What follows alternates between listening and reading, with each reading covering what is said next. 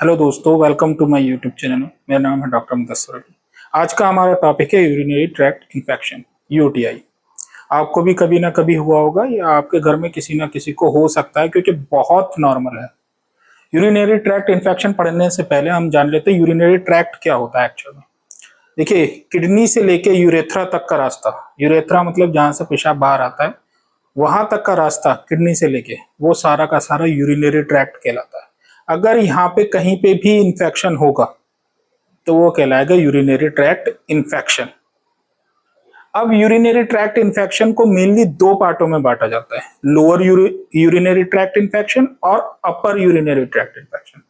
अगर infection bladder या urethra में है, जैसे कि आपको इस इमेज में दिखाई दे रहा होगा, अगर इन्फेक्शन ब्लैडर या यूरेथ्रा में है तो वो कहलाएगा लोअर यूरिनरी ट्रैक्ट इन्फेक्शन। अगर इन्फेक्शन ऊपर उठ के यूरेटर या किडनी में पहुंच जाए तो वो कहलाएगा अपर यूरिनरी ट्रैक्ट इन्फेक्शन।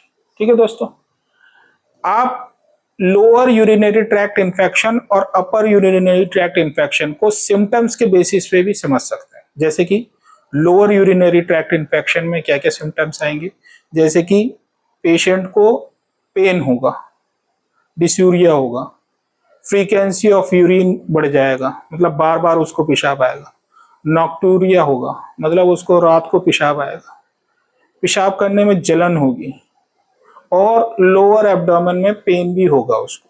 ठीक है, तो अगर ये सब हो रहा है लेकिन बुखार नहीं है तो वो कहलाता है लोअर यूरिनरी ट्रैक्ट इन्फेक्शन। अगर बुखार आ गया और चिल्स के साथ, मतलब ठंड के साथ, ठंड लग रही है और बुखार आ रहा है, तो समझ लीजिए अब वो लोअर यूरिनरी ट्रैक्ट इन्फेक्शन नहीं रहा है, वो अपर यूरिनरी ट्रैक्ट इन्फेक्शन हो गया, मतलब इन्फेक्शन बढ़ के आपका किडनी तक पहुंच गया है। ये सीरियस है, ट्रीटमेंट होना चाहिए। ठीक है दोस्तों, अब इन्वेस्टिगेशन मतलब क्या क्या टेस्ट आप इसमें करा सकते हैं। पहला तो जो सबसे इंपॉर्टेंट टेस्ट है इसमें वो है यूरिन रूटीन माइक्रोस्कोपी, और दूसरा टेस्ट है यूरिन कल्चर।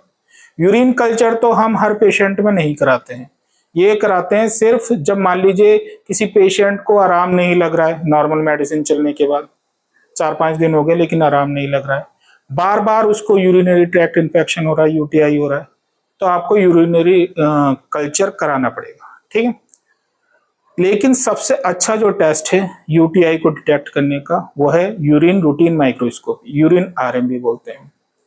पहले हम समझ लेते हैं कि इसका सैंपल आप कैसे दोगे। इसका सैंपल आप दोगे, जो लैब वाला होगा वो आपको एक बॉटल देगा, आपको उस बॉटल में यूरिन करना है। लेकिन कैसे करना है आपको, आपको पहले उस एरिया को क्लीन करना है, पेशाब के रास्ते को अच्छे से पानी से धोइए, फिर थोड़ा सा पेशाब निकल जाने दीजिए, उसके बाद जो पेशाब आएगा मिड स्ट्रीम का, मतलब बीच का पेशाब, वो आपको लेना है। ठीक है, और यूरिन आरएम के रिपोर्ट में, यूरिन रूटीन माइक्रोस्कोपी के रिपोर्ट में आप क्या क्या देखोगे जो आपको बताएगा कि इसको यूटीआई है।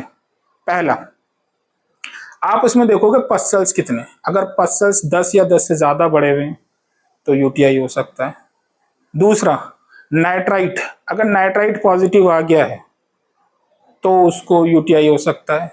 तीसरा, ल्यूकोसाइट स्ट्रेस, अगर ये ल्यूकोसाइट स्ट्रेस भी पॉजिटिव आ गया तो उसको यूटीआई होने के चांसेस बहुत ज्यादा है। ये तो आप यूरिन आरएम में देख लोगे। यूरिन कल्चर में तो एक्चुअल में पता चल जाता है कि बैक्टीरिया कौन सा और कौन सी दवाइयां काम करेंगी, वो मैंने आपको बता ही दिया है कि कहाँ कराना। ठीक है, अब बात कर लेते हैं ट्रीटमेंट। ऐसा नहीं है दोस्तों कि किसी की यूरिन आरएम में पस सेल्स आए बढ़े हुए और आपने उसको ट्रीटमेंट कर दिया। हर पेशेंट को ट्रीटमेंट की जरूरत नहीं पड़ती है। अगर किसी पेशेंट के पस सेल्स बढ़े हुए भी हैं लेकिन उसको और कोई सिम्टम्स नहीं है तो उसका ट्रीटमेंट नहीं करा जाएगा। उस कंडीशन को बोलते हैं असिम्प्टोमेटिक बैक्टीरियूरिया। ठीक है, लेकिन अगर पेशेंट को पेशाब में जलन भी है, पस सेल्स भी बढ़े हुए आ रहे हैं, फीवर भी आ रहा है, तब तो उसका ट्रीटमेंट जरूरी है। ठीक है दोस्तों, तो ट्रीटमेंट में जो सबसे अच्छी मेडिसिन इसमें आती है वो आती है नाइट्रोफुरंटाइन। ठीक है, नाइट्रोफुरंटाइन आप दे सकते हैं सुबह शाम एक एक गोली 5 से 7 दिन तक। अब इसमें क्या होता है कि यूरिनरी ट्रैक्ट इन्फेक्शन के जो बैक्टीरिया होते हैं वो एसिड वाले एरिया में ज्यादा पनप जाते हैं, ग्रो कर जाते हैं, तो उनको अगर उनकी ग्रोथ को रोकनी है तो हमें वो एरिया अल्कलाइन बनाना पड़ेगा, एसिड का अपोजिट।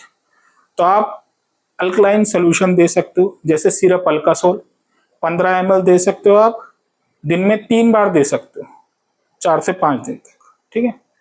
और ये जो पेशेंट होते हैं यूटीआई के, इनको पेशाब करते वक्त बहुत ज़्यादा दर्द भी होता है, जलन भी होती है, तो वो दर्द या जलन को बंद करने के लिए आप टैबलेट पायरेडियम दे सकते हैं।